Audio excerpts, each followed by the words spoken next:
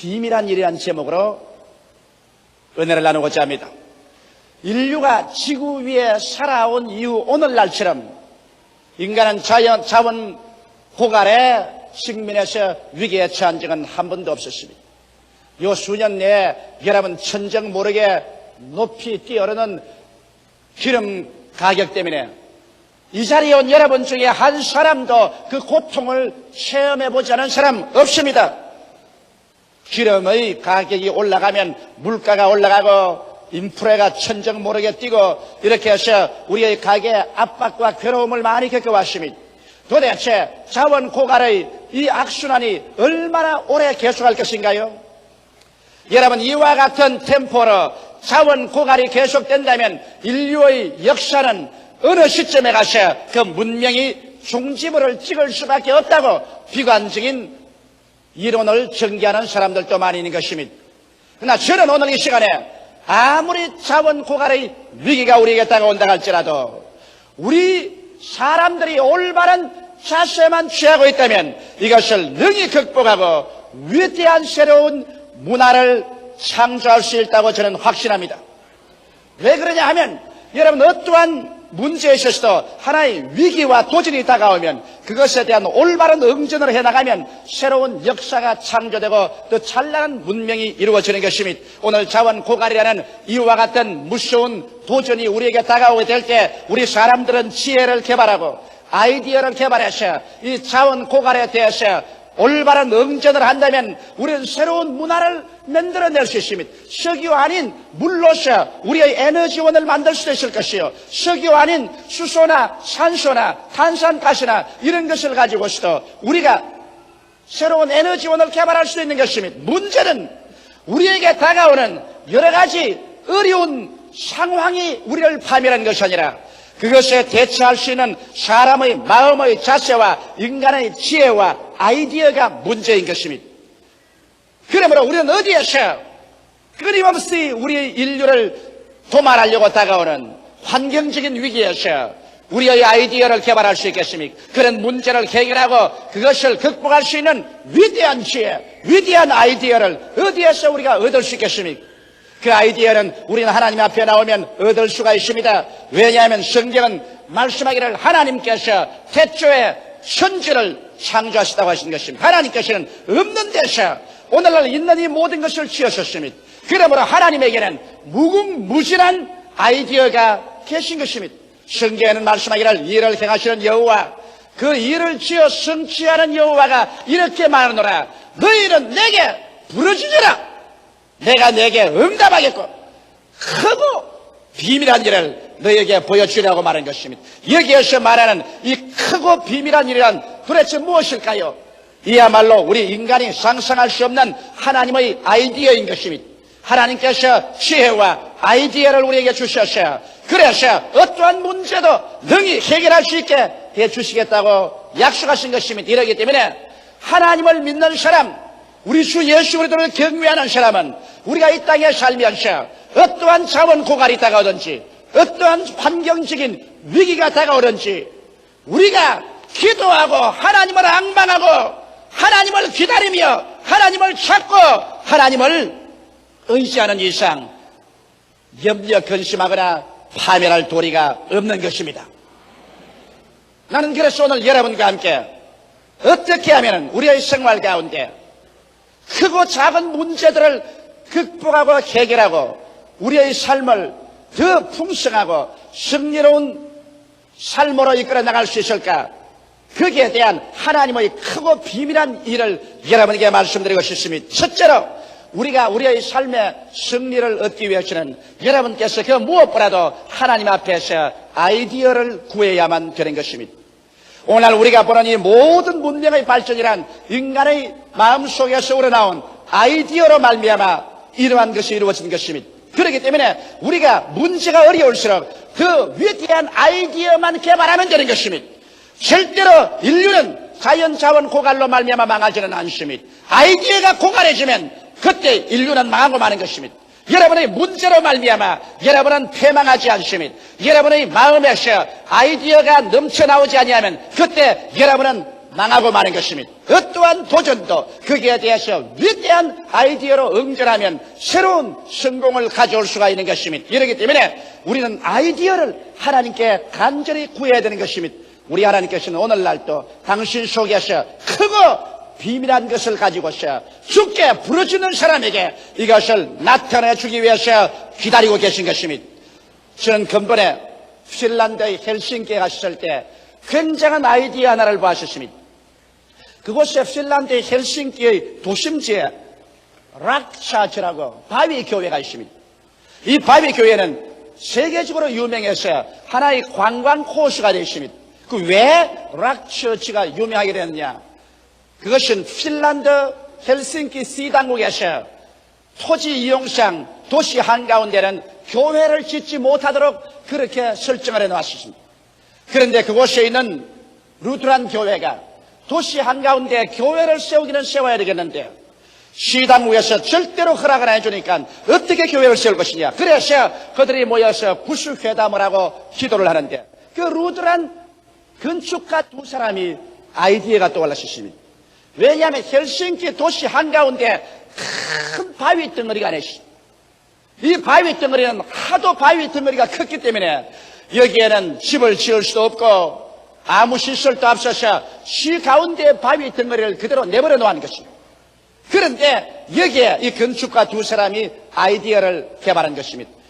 구태여 교회라고 해서 반드시 기초를 넣고 기둥을 세워서 지붕을 덮어야 교회가 될 리가 있겠는가? 그 바위를 그대로 파서 문만 뚫어놓으면 바위 교회가 될 것이 아닌가?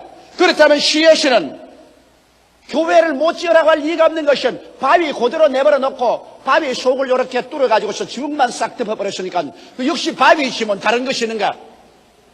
그렇게 아이디어가 개발되어서 시에 그것을 요청했고 시에 허락을 받아서 그 바위를 거창스러운 바위를 그대로 싹 파가지고서 뚜껑만 싹 덮어가지고서 문을 뚫어놓으니까 희한한 바위 교회가 되어버리고 마는 것입니다.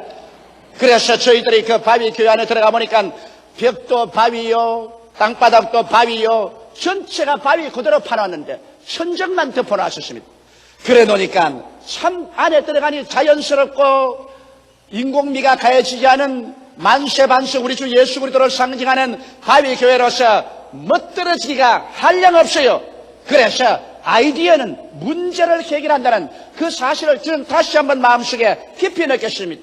모든 다른 사람들이 도시 내 교회를 지을 수 없다고 말할 때 두 사람의 건축가의 머릿속에 들어온 아이디어는 훌륭한 바위 교회를 지어서 쓸모없는 바위가 오늘날 헬싱키시에서는 세계에서 저하는 관광객들의 관광 코스가 되어버리고 마는 것입니다. 성경은 야고보서 1장 5절로 8절에 이렇게 말하고 있습니다. 너희 중에 누구든지 지혜가 부족하거든 모든 사람에게 후히 주시고 꾸짖지 아니하시는 하나님께 구하라. 그리하면 주시리라. 오직 믿음으로 구하고 조금도 의심하지 말라. 의심하는 자는 마치 바람에 밀려 요동하는 바다 물결 같으니 이러한 사람은 무엇이든지 죽게 얻기를 생각지 말라. 두 마음을 품어 모든 일에 정함이 없는 자로다. 우리 주님께서는 여러분에게 오늘날 지혜를 주시기를 원하시고 계신 것입니다. 그러므로 지혜가 부족하거든 하나님께 구하라고 말하고 있는 것입니다. 지혜라는 것이 바로 생활의 아이디어인 것입니다. 이 아이디어를 구하라.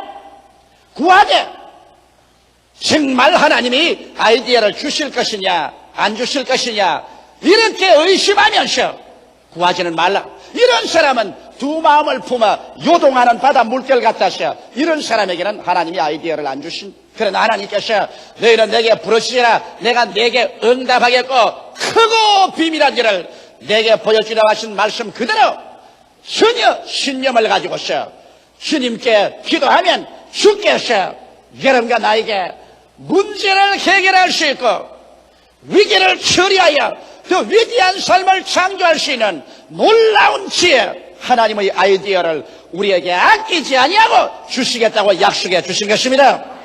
이러므로 우리는 크고 적은 일에 있어서 모두 다 하나님의 아이디어를 받아서 인생을 기차게 위대한 삶으로 이끌어 나갈 수가 있는 것입니다. 그러면 여러분께서 하나님께 기도하셔. 여러분의 마음속에 기발한 크고 비밀된 아이디어가 돌아오면 어떻게 할까요? 둘째로 그 아이디어에 꿈의 옷을 입혀야 되는 것입니다. 여러분, 아이디어가 하나의 계란이라고 말한다면 여러분 꿈은 앙탁이 그 계란 위에 앉아서 계란을 품고 있는 것과 같은 것입니다. 여러분께서 시골에 자라셨으면 시골에서 이런 봄철이 되면 계란을 품겨서 병아리를 깝니다.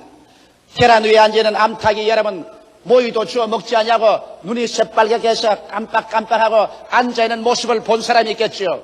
저도 시골에서 과수원에서 아버님께서 계란을 병아리 깔려고 하기 위해서 불안식일 때 빨리 병아리가 보고 싶어서 계란을 품고 있는 암탉 앞에 가서 제가 쳐다본 적이 많이 있습니다. 암탉은 빨간 눈을 반짝반짝하면서 계란 위에 앉아있는데 마치 내 생에는 암탉이 계란을 품고 병아리를 꿈꾸고 있는 것 같은 그런 생각을 느껴볼 수가 있는 것입니다. 오늘날 여러분께서 아이디어가 생기면 그 아이디어를 가슴 속에 품고서 잉태하여 그래서 마치 암탉이 계란을 품듯이 우리는 아이디어를 품고 마음에 잉태해서 꿈을 꾸어야만 되는 것입니다. 그 모습이 이루어진 것을 아름답게 채색을 해서 꿈을 입혀야 되는 것입니다. 그래서 나중에 점점 그 아이디어가 이루어진 모습이 마음속에 자라나서 로마서 4장 17절처럼 하나님께서는 없는 것을 있는 것 같이 부르시리시니라. 없는 것이 있는 것 같이 마음속에 완전히 잉태되도록 그와 같이 여러분 꿈을 꾸어야 되는 것입니다. 성경은 말씀하시기를 꿈이 없는 민족은 망한다고 했습니다. 우리 하나님께서는 여러분과 나에게 언제나 꿈과 환상을 통해서 성령으로 역사해 주는 것입니다. 이렇기 때문에 꿈을 꿀 줄 모르는 사람, 환상을 가질 수 없는 사람에게는 아무리 하나님이 아이디어를 주셔도 그 아이디어는 시들어져 버리고 죽어버리고 마는 것입니다.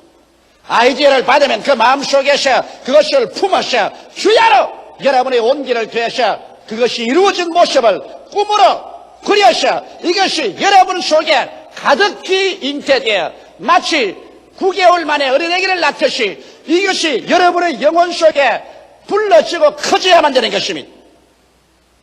그렇게 되면 그 다음 어떻게 할까요? 셋째로 마음속에 흥분해야 됩니다. 사람이 무엇을 이루든지 그 마음속에 영어로 말하면 excitement, 아주 excite되고 마음이 흥분이 되어서 안절부절하지 않으면 그 사람은 일을 할 수 있는 거대한 동기가 생겨나지 않습니다. 아이디어가 가져온 거대한 유익과 축복을 생각해 보십시오. 이 일이 이루어지면 내 개인과 내 가족과 내 이웃과 조국과 민족과 인류에게 얼마나 큰 유익이 당할 것을 생각해 보십시오. 그만 마음이 흥분되어서 그냥 밥을 먹어도 그것이 마음에 가득 차고 길을 걸어가도 가득하고 자나 깨나 그 일로 말미암아 마음이 흥분이 되어서 견딜 수가 없을 때 그래서 이 사람은 마치 그 일에 미쳐버린 사람 같이 그 일을 생각하고 그 일을 말하고 그 일을 할 궁리를 할 때 이럴 때 이 열띤 감정이 성취 동기가 되는 것입니다. 사람들 흥분할 줄 모르는 사람하고 여러분 아무 일도 하지 못합니다. 적고 큰 일을 하는 사람 그곳이 아주 흥분해버려야 되는 것입니다. 내가 육부 예배를 통해서 우리 교회 예배를 보면은 이 성가대원들 노래하고 지휘자들 지휘하는 건 내가 가만히 봅니다. 내가 어느 지휘자가 잘하고 어느 지휘자가 못한다고는 말 안 합니다. 하면 지휘자들이 마음이 고가워질 테니까. 그러나 아주 음악에 취해서 흥분해 있는 사람이 최고를 잘합니다. 그러나 음악에 취하지 아니하고 흥분도 아니하고 형식적 의식적으로 하는 사람치고 그 속에 청중들의 마음을 감동시키는 음악은 내가 들어본 적이 없습니다. 설교도 한 가지예요. 목사가 강단에 와서 자기 설교에 자기가 취해서 정신없이 설교를 하고 그냥 성령에 도취돼서 설교하자는 이상은 그 설교가 다른 사람에게 감동을 주지 않습니다. 이와 같이 위대한 일을 성취하는 사람들은 열띤 감정에 붙잡혀서 흥분하여 흥분의 도가니 속에 들어있는 이런 사람들이 열심히 일어나서 목숨을 바쳐놓고 일을 하여 위대한 일을 성취하는 것입니다. 나는 우리 최하실 목사님을 좋아하는 이유는 지금 65살이지만은 흥분을 잘합니다. 무슨 일을 하나 해놓으면 근질기게 흥분을 해서 온 열정을 다 퍼붓고 그 정열을 다 퍼붓고 그 열정과 정열을 감당할 수가 없습니다. 자도 깨도 쉬도 안 하고 내리밉니다. 그래서 그 일을 이루어놓습니다. 솔직히 말해서 지금 순복음 금식기도원 1만 재단, 이것은 나는 사실 아직까지 지을 생각이 없었습니다. 우리 최하실 목사님이 어찌나 그것을 가지고 흥분을 하고 기가 막히게 열정을 내리퍼붓고 막 생사를 걸어놓고 발버둥을 치기 때문에 나도 끌려 들어간 거예요. 그래서 내가 어제 금식기도원에 와서 굴 속에 들어가서 기도할 때 말했습니다. 주여, 이 1만 재단은 내가 한 것이 아니라 저 목사님에게 끌려 들어와서옵나이다. 그러니 끌려 들어와도 책임은 내 어깨에 있으니까 주여 잘 이루어지게 하여 주시옵시고 필요한 자원을 공급하여 주옵소서. 제가 그렇게 기도한 것입니다. 여러분 마음속에 이와 같이 끓어오르는 열정이 일어나지 않거들랑 아직까지도 아무런 창조도 일어날 기미가 없다는 것을 알아야 될 것입니다. 그 다음 넷째로 이와 같이 마음속에 열띤 감정이 동기가 되거들랑 이제는 찬동자들을 얻어야 되는 것입니다. 모든 일이라는 것은 혼자의 힘으로 안 됩니다. 어떠한 사람이 아이디어를 내면 다른 사람이 자문을 대야 되고 다른 사람이 기술을 내야 되고 그렇게 해서 연합해서 일을 해야 돼요. 어떠한 일이라도 팀워크가 이루어지지 아니하면 위대한 일은 이루어지지 않습니다. 하나님께서 천지를 지으실 때도 하나님께서는 성부 아버지가 모든 계획을 세우시고 성자 예수님이 직접 나와서 일하시고 성령 하나님께서 모든 능력을 다 제공하여 주셔서 성삼위일체 하나님의 팀워크를 통해서 오늘 천지와 만물이 이루어진 것입니다. 하나님도 천지를 지으시는데 삼위일체 하나님이 팀워크가 되셔서 일을 하시는데 하물며 여러분과 내가 일하는데 혼자서 일하겠다면 그 일이 이루어지지 않은 것입니다. 이렇기 때문에 여러분께서 아이디어를 갖고 그것이 꿈으로 말미암아 완전히 잉태되어 마음의 확신으로 채워지면 이것으로서 마음에 기차게 흥분해서 열띤 감정의 성취 동기가 이루어지면 이것을 사람들에게 말해서 설교를 시켜야 하는 것입니다. 자원이 있는 사람 설교를 시켜야 되고 기술이 있는 사람 설교를 시켜야 되고 능력이 있는 사람 설교를 시켜서 그래서 여러분이 함께 뛸 수 있는 팀워크가 이루어져야 위대한 일이 이루어지는 것입니다. 나는 우리 순복음 중앙교회가 오늘 단일교회로서 세계의 최대의 교회가 이루어졌다고 하는 이유를 잘 압니다. 그것은 왜냐? 먼저 저와 우리 최하실 목사님과 팀워크가 이루어졌기 때문에 된 것이요. 우리 교회 장로님들과 팀워크가 이루어지고 우리 교역자들과 팀워크가 이루어지고 우리의 구역장님, 우리의 조장님, 우리 성도들과 이와 같이 한결같은 팀워크가 이루어져서 우리 교회 생긴 이후로 지금까지 아직도 한 번도 교회가 분쟁이나 분리된 일이 없었기 때문에 세계 최대의 교회가 이루어지게 된 것입니다. 할렐루야. 나는 우리 교회를 자랑할 때 교회의 숫자를 자랑하지 않습니다. 교회 숫자야 이렇게 이루어질 수 있죠. 25년이 넘도록 우리 교회는 한 번도 분열된 적이 없습니다. 교역자끼리 분열된 것도 없고 당회 장로님들끼리 분열된 것도 없고 우리 평신도끼리 분열된 적이 없습니다. 우리는 예수 그리스도 가운데 여러 가지 이견이 서로 부딪히더라도 그리스도 가운데 나중에 전국적으로 언제나 사랑하고 용납하고 용서해서 하나가 되어서 한 뭉치가 되어서 팀워크가 되어왔기 때문에 오늘날 세계 최대의 단일교회라는 이 크나큰 교회를 이룰 수 있는 기적이 일어났던 것입니다. 할렐루야. 이것을 자랑하고 나는 끝까지 이렇게 하나님이 해주시기를 간절히 간구합니다. 그 다음 다섯째로 이렇게 되면 여러분은 이제는 목표를 설정하고 기간을 정하고 계획을 세워서 렛츠고 시작하자 출발을 해야 되는 것입니다. 오늘날 수없이 많은 사람이 인생에 실패하는 이유는 그들의 삶에 분명한 목표를 설정하지 않냐고 목표가 이룰 수 있는 기간을 설치하고 그 계획을 세우지 않습니다. 사람이 여러분 일에 목표를 세우지 않으면 방향을 잃은 사람 같아서 바람 부는 대로 물결 치는 대로 이리 밀리고 저리 밀리고 아무것도 못합니다. 목표를 세워놓고 그 다음에는 기간을 정해놓으면 이제는 결사지게 되는 것입니다. 방향이 뚜렷해지고 이제는 기간이 정해졌으니 이 일을 이루어지겠다고 그래서 시간도 노력도 물자도 그것에 집중할 수 있게 되는 것입니다. 이러므로 반드시 목표와 기간을 정하십시오. 그래야 방향이 설정되고 그 일을 이루겠다는 마음속에 동기가 일어나셔 자나 깨나 먹으나 안 먹으나 그냥 정신없이 뛸 수 있게 만들어지는 것입니다. 그리고 난 다음 목표가 뚜렷하면 이제 내가 뛸 때 내가 어느 정도 성공했는가, 아직까지 어느 정도 실패하고 있는가를 측량해 볼 수가 있으며, 또 성공했으면 그 목표에 비추어 보아서 자신이 생기는 것입니다. 더 믿음이 생기고 더 신념이 생겨서 더 힘차게 일해갈 수가 있는 것입니다. 수없이 많은 사람이 실패하는 이유는 목표를 설정하지 않기 때문인 것입니다. 제가 수년 전에 오스트라리아에 갔었을 때 오스트라리아 교회가 잠자고 있었습니다. 거기에 있는 교역자들이 내게 와서 물었습니다. 우리는 무엇이 병들었습니까? 무엇이 잘못됐는지 조 목사가 진찰을 해 주십시오. 그래서 저는 오스트라리아 교회의 목사님들 만나 이야기해 보셨습니다. 평신도들과 만나서 이야기해 보셨습니다. 그 결과 나는 그들에게 중대한 병이 걸린 것이라 보았습니다. 그들은 지난 10년 동안에 오스트라리아 하나님의 성회가 2%밖에 성장하지 않았다고 말한 것입니다. 2% 성장이란 안 자란 것과 같습니다. 자녀만 낳아도 2% 이상은 돼야 될 것인 것입니다. 그런데 내가 발견한 것은 어느 교회치고 한결같이 교회 성장에 대한 목표를 설정한 교회가 없더라는 것입니다. 목사님들이 그저 교회를 성장해 주기를 바라고 있을 따름이지 목표를 설정하지 않았기 때문에 교회가 나아가는 방향도 결정되지 않았고 교인들이 일해보겠다는 동기도 생기지 아니했고, 그리고 그 교회 전체가 성공하는지 실패하는지 속도를 재보이도 않고 모두 다 자신이 없고, 그래서 방황하고 있었습니다. 이래서 나는 그때 단호하게 말했습니다.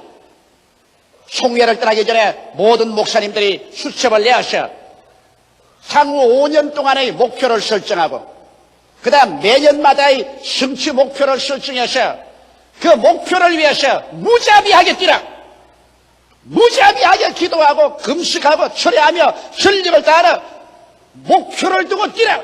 그리고 할 수 없다, 안 된다는 말은 용납하지 마라.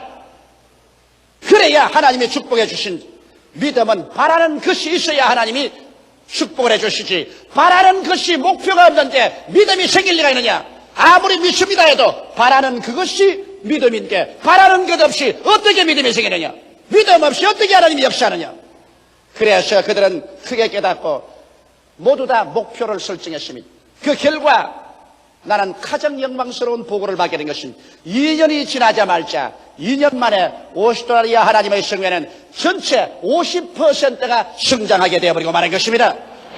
과거 10년에 2%밖에 성장하지 못하는 것이 2년 내에 50%가 성장되고, 오늘날에 여러분 오스트라리아에 가면 어느 곳에 가나 우리 순복음 중앙교회 노래를 부르고 있습니다. 순복음 중앙교회 때문에, 조용기 목사 오스트라리아에 왔기 때문에 우리 오스트라리아에는 새로운 불이 붙었다고 그들은 한국어의 노래, 순복음 중앙교회 노래를 부르고 있습니다. 이것은 내가 조금도 거짓없이 여러분에게 말하는 것입니다. 이러므로 사랑하는 성도 여러분, 무엇을 이루려고 하면은 분명한 목표를 기록하고 목표가 이룰 기한을 정해놓고 그 다음에는 목숨을 바쳐서 할 수 없다, 안 된다, 어렵다 그런 호사스러운 말은 내가 던져버리고 이루든지 죽든지 둘 중에 하나를 하겠다고 결의에 차서 밀고 나가면 하나님의 역사가 일어나기 시작하는 것입니다. 여섯째로 마지막입니다. 믿음의 불시험을 이상히 생각하지 마십시오. 여러분이 어떤 일을 시행하든지 반드시 그것이 한 번은 물과 불을 통합니다. 죽음의 과정을 통하지 않은 믿음은 믿음이 아닌 것입니다. 베드로전서 4장 12절에 사랑하는 자들아 너희를 시련하려고 오는 불시험을 이상한 일 당하는 것 같이 이상히 여기지 말라고 말했습니다. 또 히브리서 11장 12절에 이러므로 죽은 자와 방불한 한 사람으로 말미암아 하늘의 흐드한 별과 또 해변의 무수한 모래와 같이 많이 생겨났느니라. 죽은 자와 방불한 한 사람, 여러분이 무엇을 계획하더라도 여러 가지 시험과 어려움이 다가와서 부딪혀 나중에 죽은 자와 방불하게 되는 체험을 하게 되는 것입니다. 적고 큰 죽음이 여러분께 부딪혀 와서 그래서 여러분이 실망되게 하고 낙심되게 해서 이제는 나의 지혜나 나의 지식이나 수단과 방법으로 안 되니 이제는 주여 주께서 일어나서 역사하소서 이렇게 말할 때 주님은 그때 일어나서 말할 것입니다. 너희는 오늘날 가만히 있어 내가 너희를 위해서 싸우는 것을 보라. 우리가 죽은 자와 방불하게 되는 이 체험은 여러분이 어떠한 일을 해도 다가옵니다. 적은 일을 다가오면 적게 죽음이 다가옵니다. 큰 일이 다가오면 큰 죽음이 다가와서 여러분 인간 교만이 깨어지고 인간 자랑이 깨어지고 그 발 앞에 엎드려 주여 이제는 나의 힘으로는 할 수 없습니다. 주님이 나타나 주시옵소서. 이렇게 해서 반드시 여러분에게 죽음을 가져오는 불시험이 다가오는 것입니다. 이 불시험을 통하여 내가 깨어지고 내가 주님 그 발 앞에 엎드려서 나를 보지 말고 내 자랑하지 말고 우리 주 예수 그리스도를 바라보고 없는 것을 있게 만드는 주님께 의지하게 될 때 주님께서 나타나셔서 오늘날 또 홍해수를 갈라놓는 것입니다. 요단강을 갈라놓고 여리고가 무너지고 물으로 걷고 오병이어로 5,000명 먹이는 12방울에 남게 하는 기적이 오늘날 안 나타날 리가 어디 있는 줄 압니까? 예수 그리스도는 어제나 오늘이나 영원토록 동일하시기 때문에 그리스도는 오늘날도 위대한 크고 비밀한 일을 나타내기를 원하시는 것입니다. 우리가 두려워할 것은 자원 고갈이나 문제가 아닙니다. 이런 것은 문제가 아닙니다. 오직 그것에 대처할 위대한 지혜와 아이디어가 고갈될 때 이것이야말로 우리가 두려워할 것인 것입니다. 오직 여러분 개인이나 가정이나 사회나 사업이나 세계가 아이디어가 고갈하게 되면 그때 인류의 종말은 다가오고 문나는 파탄에 이르게 되고 말 것인 것입니다. 그런데 인류에게 끊임없는 새로운 아이디어를 산출할 수 있는 길이 어딘지 압니까? 여러분 하나님은 바로 아이디어인 것입니다. 하나님의 말씀으로 천지를 지었기 때문에 주의 말씀이 여러분 속에 들어오면 여러분에게 새로운 아이디어가 들어온 것입니다. 너희가 내 안에 거하고 내 말이 너희 안에 거하면 즉 다시 말하면 내 아이디어가 너희 속에 거하면 무엇이든지 원하는 대로 구하라 그리하면 이루리라고 말씀하신 것입니다. 여러분이 주 안에 거해서 하나님께 부르짖는데 주의 아이디어, 주의 말씀 우리 속에 들어오면 승리는 그때부터 출발하는 것입니다. 우리 다 같이 고개 숙여 기도드리겠습니다. 살아계신 아버지 하나님, 우리 인류 가운데 들어온 가장 위대한 아이디어는 예수 그리스도인 것을 알게 하여 주시옵소서. 하나님의 아이디어인 예수 그리스도로 말미암아 죄와 불의와 추악, 죽음과 저주와 절망에서 해방을 얻고 영생을 얻는 하나님의 아이디어를 받아들여 영원한 삶을 얻는 우리들 되게 하옵소서. 예수님 이름으로 기도드리옵나이다. 아멘.